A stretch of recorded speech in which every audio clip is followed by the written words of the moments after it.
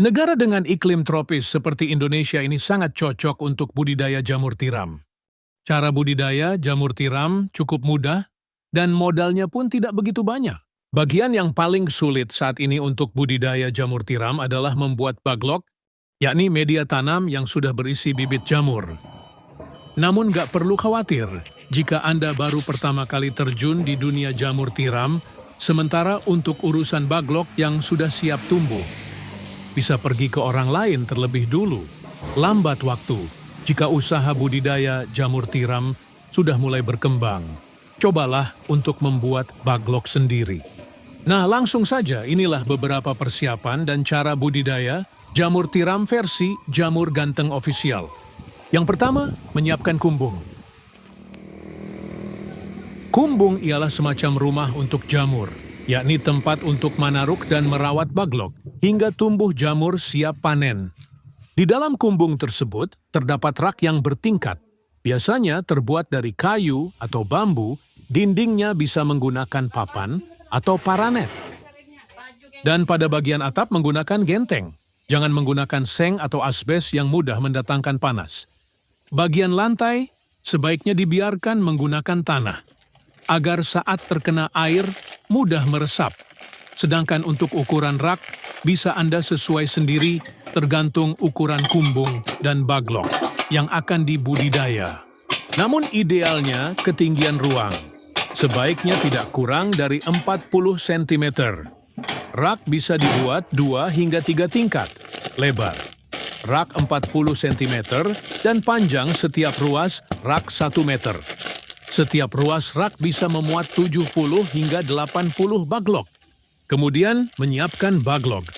Perlu kalian tahu, kualitas baglok yang bagus sangat mempengaruhi pertumbuhan dari jamur itu sendiri. Baglok ialah media tanam untuk meletakkan bibit jamur yang terbuat dari serbuk gergaji. Serbuk kayu tersebut dimasukkan ke dalam plastik berbentuk silinder dan pada ujung plastik diberi lubang, di mana lubang tersebut nantinya jamur tiram akan tumbuh keluar.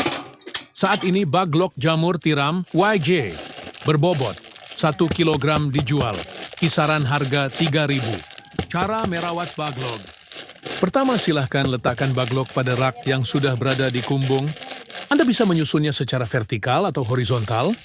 Jika menyusun secara horizontal, berarti lubang baglok berhadapan ke samping. Sedangkan jika secara vertikal, maka lubang baglok menghadap ke atas.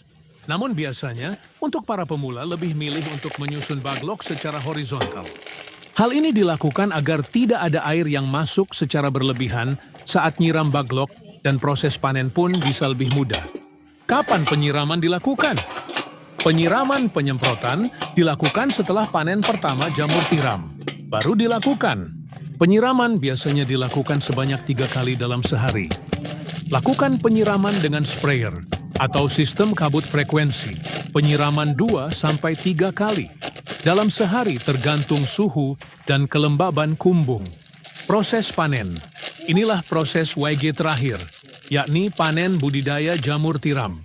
Bila baglok yang digunakan permukaannya telah tertutup sempurna dengan miselium, biasanya dalam waktu 1 hingga 2 minggu sejak pembukaan tutup baglok.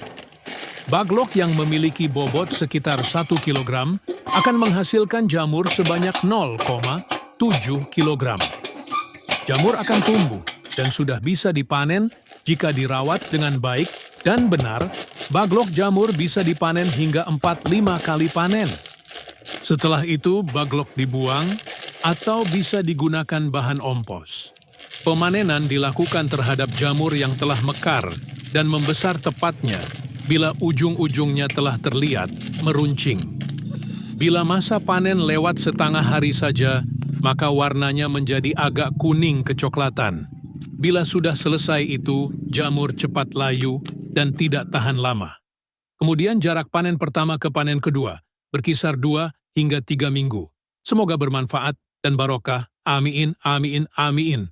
Monggo YJ minat mau usaha jamur tiram, bisa diorder baglok jamur tiramnya via 108 5259 352057 atau via Shopee, Yayan Mushroom, gratis, konsultasi seputar dunia perjamuran, tidak usah khawatir, takut gagal siap dibimbing sampai berhasil.